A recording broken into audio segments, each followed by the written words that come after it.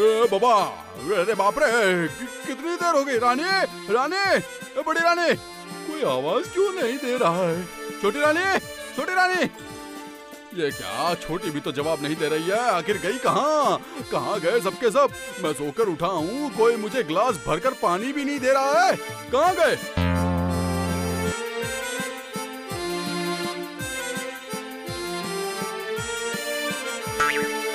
आप महारानियों को बुला रहे थे महाराज? हाँ बुला रहा था, पर वो लोग सबके सब कहाँ गए हैं बताओ? सारी महारानियां तो अपने मायके गई हुई हैं। ओह हाँ हाँ हाँ हाँ, याद आया याद आया। हाँ कल ही तो सब अपने मायके चली गई हैं। यही तो मुझे पसंद नहीं है। एक रानी जो करती है सारी रानियां वही करने लगती है। एक रानी मायके जाएगी तो सबकी सब उसके पीछे चली जाएंगी। ठीक है ठीक है, ठीक है, तू ही मेरे मुंह धोने के लिए पानी और साफ वस्त्र लेकर आ जा। चल चलो जल्दी करो। ठीक है महाराज।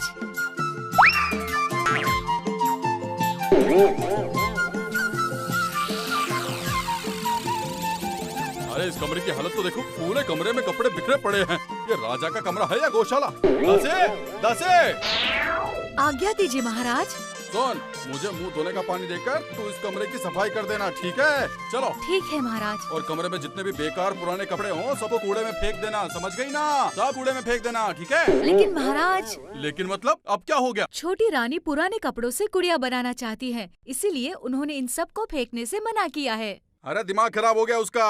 पूरा कमरा पुराने कपड़ों से भर गया है और वो उससे गुड़िया बनाकर खेलेगी? ऐसा नहीं हो सकता, ऐसा कुछ भी नहीं होगा। जो कहा है वही जाके कर, अभी ज्यादा दिमाग मत लगा। सारे बेकार कपड़े कूड़ेदान में डाल दे, जा।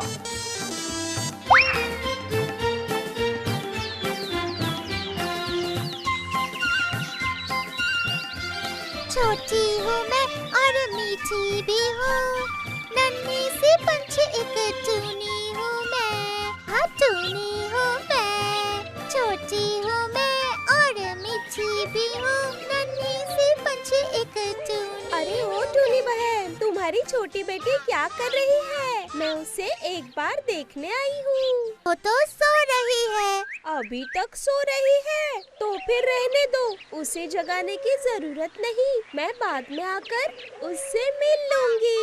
पर तुम जा कहाँ रही हो? बस वो खाने की खोज में जा रही हूँ। तो फिर मैं चलूँ बहन? कल आकर उसे देख जाऊंगी।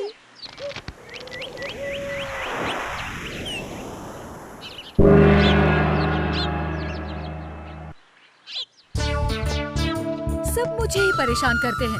छोटी रानी कहती है कि मत फेंकना, राजा कहता है कि फेंक दे। मुझे क्या, मैं तो ठहरी यहाँ की दासी। और जब राजा ने आदेश दिया है तो मैं इन सब को फेंक देती हूँ।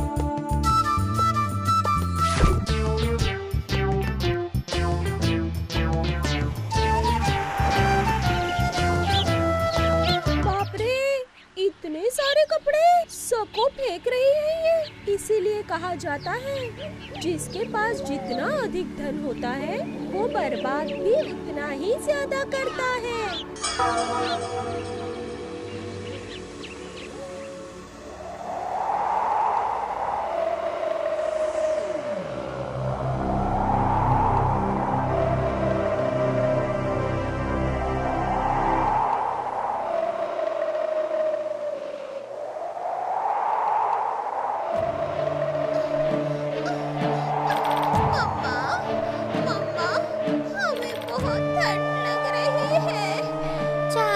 बच्चों जानती हूँ, एक तो ठंड की रात, ऊपर से घोंसले की छत पर से पत्ते भी सूखकर झड़ गए हैं। ठंडी हवाएं अंदर आ रही है। मैं सब समझती हूँ, तुम्हें बहुत ज्यादा ठंड लग रही है ना बच्चों?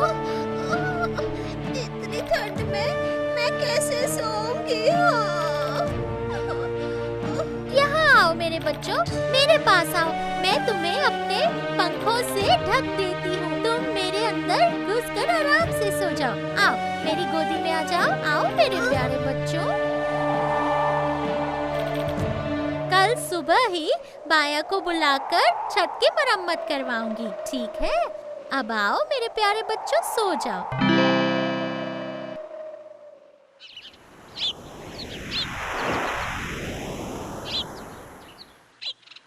बाया भाई, ओ बाया भाई, किसी की आवाज ही नहीं आ रही है। इतनी सुबह कहाँ चले गए होंगे? पाया को ढूंढ रही हो? हाँ, पर वो तो घर पर नहीं है। घर पर नहीं है तो फिर गए कहाँ हैं? वो तो अपने गांव गए हैं। उन्हें लौटने में अभी 8-10 दिन लग जाएंगे। 8-10 दिन? अरे बाबा, फिर तो बहुत बड़ी मुसीबत हो जाएगी। घर टूट गया है क्या? हाँ, देखो ना, घर की छत के सारे पत्ते सूखकर झड़ गए हैं। रात को ठंडी हवाएं घोंसले के अंदर आती हैं और मेरे नन्हे मुन्ने बच्चे सो नहीं पाते। बहुत जोरों की ठंड है, बहुत मुश्किल हो रही है। तो फिर तुम्हें काम क्यों नहीं करती? राजमहल के कचरे में बहुत सारे पुराने कपड़े हैं। जाकर वहाँ से एक अच्छा सा कपड़ा ले आओ और अच्छे से ओढ़ा देना बच्चों को। बस फिर उन्हें ठंड नहीं लगेगी, देख लेना। ये अच्छा है, मैं जाकर वहीं से एक कपड़ा ले आती हूँ।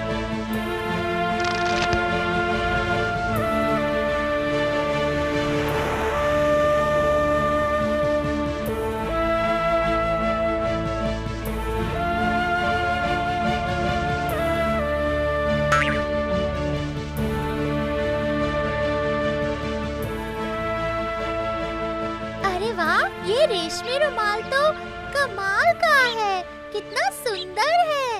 इससे अपने नन्हे बच्चों को ढक दूंगी तो उन्हें ठंड नहीं लगेगी। अच्छा हुआ शालू ने मुझे बता दिया।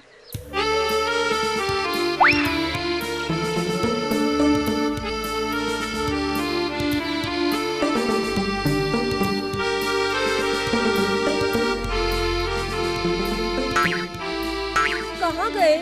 मेरे सारे पुराने कपड़े थे, वो कहाँ गए? और कहाँ जाएंगे? कमरे में सब इधर उधर बिखरे पड़े थे, इसीलिए दासी से कहकर सब फेंकवा दिए।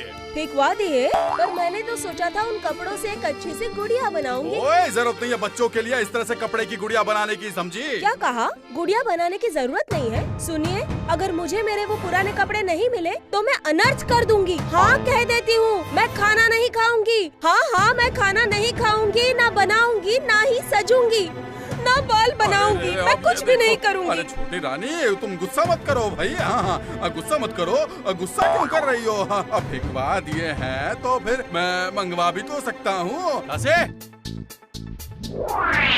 आज्ञा करिए महाराज। कुछ दिनों पहले जो कचरे में कपड़े सारे फेंक दिए थे, अब वो दौड़ते हुए जाओ और वहाँ से सब उठा करके ले आओ।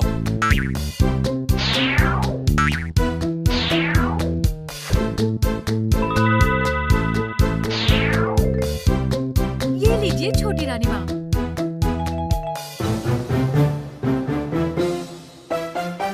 पर ये क्या? इसमें मेरा रेशमी रुमाल था, वो कहाँ गया? उस रुमाल से तो मैं गुड़िया बनाने वाली थी। अब मैं उस रुमाल के बिना क्या करूँगी? कचरे में जो भी था मैं सब ले आई हूँ। तो फिर मेरा रेशमी रुमाल कहाँ गया? फिर तो लगता है उसे कोई उठाकर ले गया है रानी माँ। मैं कोई भी बात नहीं सुनना चाहती हूँ। वो रेशमी रुमाल मुझे हर हालत में चाहिए। ठीक है, चिल्लाओ मत, मैं कुछ करता हूँ। प्रहरी, ओ प्रहरी। जो आज्ञा महाराज। अभी और लोगों को लेकर जाओ और पूरा राज्य छान मारो। कहीं से भी छोटी रानी का रेशमी रुमाल लेकर तुरंत आओ, और अगर नहीं लाए तो सभी की गर्दन मैं कटवा दूंगा। हाँ, कह देता हूँ। जो आज्ञा महाराज।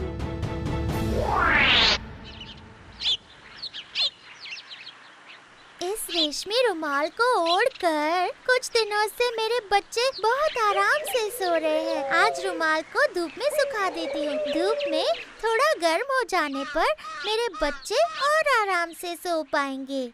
गर्मी महसूस होगी तो अच्छा लगेगा।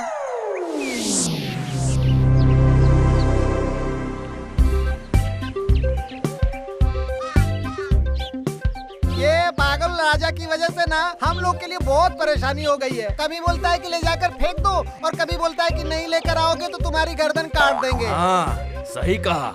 कितना ढूंढा हमने, राज्य के हर घर में ढूंढा, लेकिन रेशमी रुमाल का कुछ पता नहीं चला।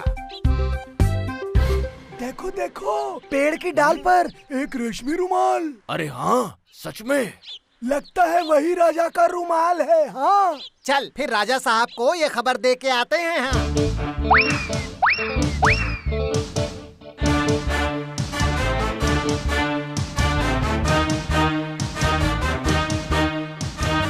वो देखिए महाराज।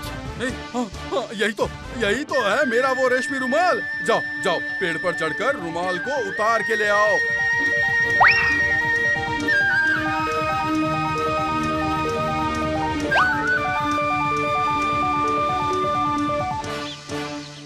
ये रुमाल तो मेरा है, तेरी इसे चुराने की हिम्मत कैसे हुई?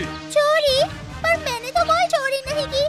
मैं तो इसे कचरे के ढेर से उठा कर लाई थी। बहुत ईमानदार है ना तो, खुद उठा के लेके आई है। महाराज, इसे ओढ़कर तो मेरे छोटे बच्चे सोते हैं। आपने तो फेंक दिया था, तो क्या फेंकी हुई चीज आप इस तरह मुझसे छीन लेंगे? एक बार सोचिए महाराज, ऐसा मत कीजिए। चुप, एकदम चुप, चोर कहीं की। जबरदस्ती मेरे बच्चों की चादर ले जा रहे हैं ना? ठीक है, तो मैं भी आपकी वो हालत करूँगी ना कि पहनने के लिए भी कोई वस्त्र नहीं बचेगा। अरे जा जा, जो करना है कर लेना। मैं भी देख लूंगा। छोटी सी चिड़िया।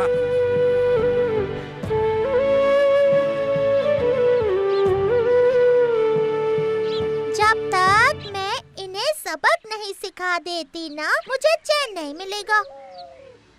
तुम ना उस चूहा भाई के पास जाओ। राजा के अत्याचार से वो भी बहुत परेशान है। एकमात्र वही है जो राजा को सबक सिखा सकता है। अब जल्दी जाओ।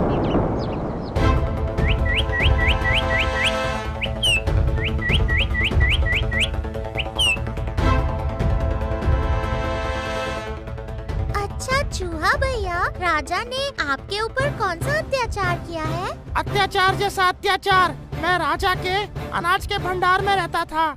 पूरा दिन एक मुट्ठी चावल और आधी मुट्ठी दाल खाकर जी रहा था, पर उस हिंसक बदमाश राजा से वो भी देखा नहीं गया। और पता है, एक दिन उसने मेरे बिल में, जहाँ मैं रहता हूँ, जहरीला धुआं छोड़ दिया। उसके बाद और क्या, उस जहरीले धुएं की वजह से मैं तो मर ही जाता। किसी तरह वहाँ से जान बचाकर भाग आया, पर तभी से मुझे ठीक से खाना नहीं मिल पाता। राजा को आप कोई सबक नहीं सिखाएंगे? मैं तो मामूली सा चूहा हूँ। राजा को सबक सिखाने की क्षमता मुझ में कहाँ है? तो फिर आपके ये दांत किस लिए हैं? दांत? हाँ, दांत।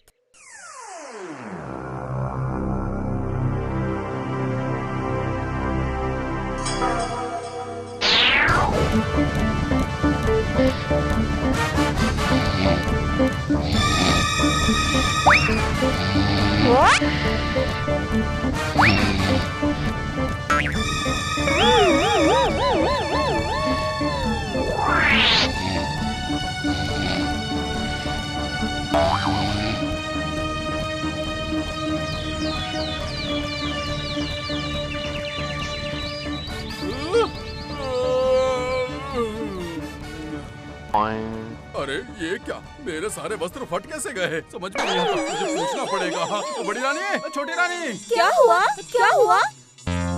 अरे ये क्या, आपके वस्त्र तो बिल्कुल फट चुके हैं। छी छी छी छी, कितने शर्म की बात है। अभी जाओ, अभी जाके अलमारी से दूसरे वस्त्र लेके आओ। हाय हाय, अलमारी के सारे वस्त्र भी छोटे छोटे टुकड़ों में कटे हैं। अब क्या होगा महाराज, अब क्या पहनेंगे? तो फिर दर्जी को लेकर आओ। दर्जी तो छुट्टी लेकर गांव गया है। तो फिर मैं क्या करूं? देखा ना महाराज, ये छोटी चिड़िया क्या कर सकती है। अब क्या करेंगे, कुछ दिनों तक बिना कपड़ों के रहिए। मजा आया, मजा आया। तेरे मैं काट कर 2 टुकड़े कर दूंगा। हाँ हाँ हाँ, 2 टुकड़े, याद रखना।